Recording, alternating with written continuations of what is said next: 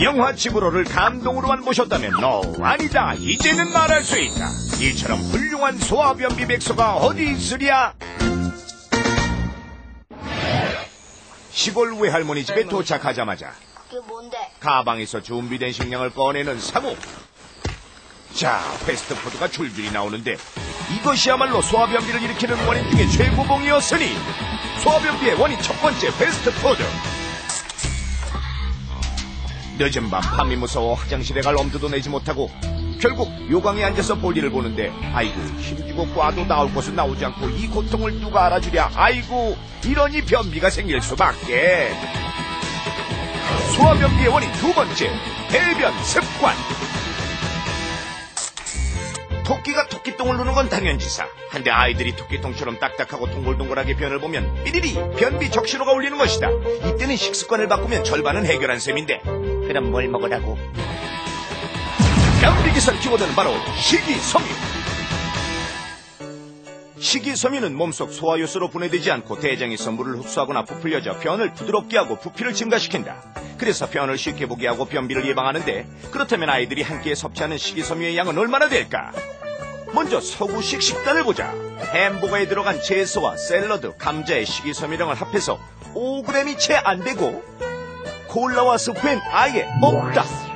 때문에 서양인들도 변비 고통은 마찬가지다. 이번에는 변비가 거의 없다는 아프리카 원주민의 식단을 보자. 옥수수로 만든 우갈리, 밀기후를 제거하지 않은 통밀빵, 이런 건 도대체 어디서 삽니까 근데? 그리고 코코넛까지 합하면 식이섬유는 좋기 20g이 넘는다. 그렇다면 과연 한식 위주의 식단은 어떨까? 흰 쌀밥, 콩나물국, 김치, 고기조림, 계란 후라이. 우선 고기와 계란 후라이에는 식이섬유가 아예 없다. 쌀밥과 콩나물, 김치에 포함된 식이섬유를 합하면 5g이 채 안 되는데 먹는 양을 따지면 턱없이 줄어든다. 그렇다면 아이들은 하루에 얼마나 식이섬유를 섭취해야 할까? 7세의 경우 하루 식이섬유 권장량은 18g. 흰 쌀밥으로 따지면 무려 16공기. 아이들 간식으로 즐겨 먹는 고구마만 하더라도 작은 고구마라면 하루에 내리 8개를 먹어야 한다. 고구마 8개 내리 먹으라면 먹을 수 있니? 어휴, 2개만 먹으면 안 되겠니? 그렇다면 식이섬유 먹긴 먹어야겠는데 도대체 뭘 어떻게 먹어야 변비에 좋은 걸까? 아무리 식이섬유가 몸에 좋다 해도 맛없으면 아이들이 안 먹잖아요. 이왕이면 식이섬유가 많이 들어있는 음식 중에 아이들이 좋아하는 음식은 없을까요? 문제입니다. 7세 아이가 한 끼 먹는 분량 중에서 식이섬유 함량이 가장 많이 들어있는 것은 토마토 1개, 완두콩 1줌, 고구마 1개, 마른 김 2장. 자, 보기 가운데 식이섬유 함량이 가장 높은 것은 어떤 것인지 골라주시면 되겠습니다. 또 난감한 표정 지으셔서요. 네. 너무 어려워졌다. 안주환 씨께 있긴 있잖아요. 요번엔 좀 기대를 해보겠습니다. 힌트 좀 시원하게 이번엔 좀 네, 이번에 부탁드릴게요. 힌트를 좀 아주 그냥 다 드리는 힌트를 한번 드려볼까요? 네. 손님들 모셔놓고 저희가 또 너무 그렇죠. 네, 야박하지 않나 싶기도 해요. 일단 그 생야채를 많이 먹으려면 생채소를 많이 먹으려면 아무래도 좀 힘들죠. 그래서 아무래도 좀 많이 먹으려면 뭐 찌거나 삶거나 튀거나 해서 먹는 게 좀 많이 먹지 않을까. 충분히 좀 힌트가 됐다고 생각이 됩니다. 제가 제일 좋아하는 거예요. 네. 찌거나 삶거나 하는 거 아니에요? 완두콩 찌고 삶고 고구마 그렇죠. 찌고. 과연 저 가운데 식이섬유가 가장 네. 많은 일단 토마토는 안 쪄.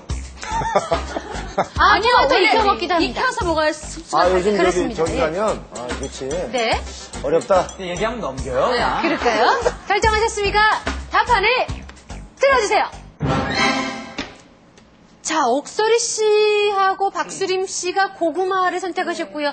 표영원 씨가 완두콩, 그리고 강성범 씨가 김을 선택을 하셨습니다.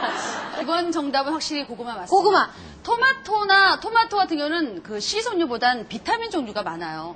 김 같은 경우 많이 먹게 되면 시력에 굉장히 도움이 되고 해조류 쪽이기 때문에 완두콩 그야말로 단백질이 풍부하고 고구마가 우리 옛날 어르신들은 고구마 감자 많이 쪄먹고 변비 걸렸다는 얘기 잘 못 들었거든요. 예, 고구마 섬유질이 제일 많아요. 고구마 많이 먹으면 변비 걸려. 내가 어릴 때 아니 고구마, 김치랑 같이 먹으면 괜찮아. 고구마 많이 먹고 자랐거든. 어릴 때 강원도에서 걸려, 무조건 걸려. 죽어. 쓰러져. 기절. 표영원 씨는 선천적으로 장이 좀 안 좋으신가 봐요. 네. 옥설이 씨.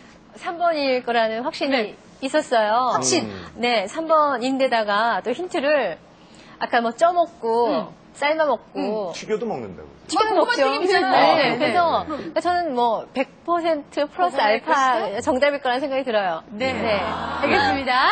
정답을 확인해 보겠습니다. 대발견 IQ! 실세 아이가 함께 먹는 분량 중에 식이섬유 함량이 가장 많이 들어있는 것은 과연 무엇? 우선 토마토를 보면 중간 크기 한 개당 식이섬유 함량은 1.4g 정도. 토마토에 있는 식이섬유는 토마토 주스로 마시면 식이섬유 섭취량이 절반 이상 줄어든다. 때문에 깨끗이 씻어 껍질째 먹는 게 좋다. 흰 쌀밥에 넣어 먹는 완두콩을 보면 한 끼 분량일 때 토마토와 비슷한 함량의 식이섬유가 들어있다. 콩에는 단백질 함량도 많기 때문에 아이들이 꼭 먹어야 하는 권장식품 중에 하나다. 이번에는 고구마. 실세 아이들은 고구마 한 개 정도를 먹을 수 있는데 한 끼에 섭취하는 식이섬유 함량을 따져보면 토마토나 완두콩보다 2~3배 많이 들어있다. 변비 있는 아이들에게 고구마를 권하는 것도 이 때문이다.